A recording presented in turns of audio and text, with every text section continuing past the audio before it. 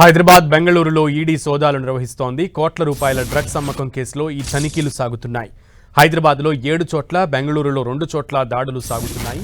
NDPS కేసులో నిందితులను arrest చేసిన ఈడీ అధికారులు వారిచ్చిన సమాచారంపై సోదాలు జరుపుతున్నట్లుగా తెలుస్తోంది.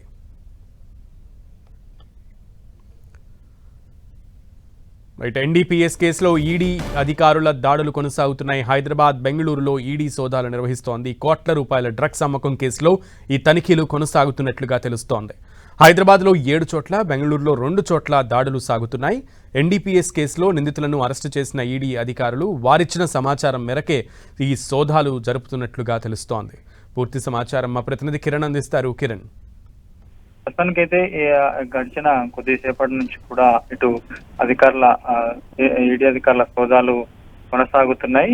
ప్రస్తుతానికైతే పూర్తి స్థాయిలో ఎన్డీపీఎస్ సంబంధించిన కేసుకు సంబంధించి పెద్ద మొత్తంలో డ్రగ్స్ కొనుగోలు సరఫరా వ్యవహారానికి సంబంధించి కూడా ప్రస్తుతానికైతే ఈడీ అధికారులు ఏకకాలంలో సోదాలు సాగిస్తున్నట్టుగా సమాచారం. హైదరాబాద్ లో 7 చోట్ల కూడా ప్రస్తుతానికైతే సోదాలు కొనసాగుతున్నాయి.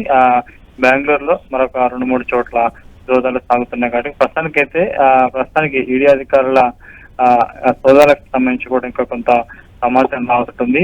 పెద్ద మొత్తంలో వివిధ మార్గాల్లో కూడా డ్రగ్స్ కొనుగోలు చేసి వివిధ మార్గాల్లో అమ్మకాలు సాగించినట్లుగా వచ్చింది. దీంతో కోట్ల రూపాయలకు సంబంధించిన ఆర్థిక లావాదేవీలు జరిగాయన్నది ప్రధానంగా ఈడీ ఆరోపణ. అందులో భాగంగా 7 చోట్ల కూడా ఈడీ అధికారుల సోదాలు కొనసాగుతున్నట్లుగా చెప్పుకోవాలి.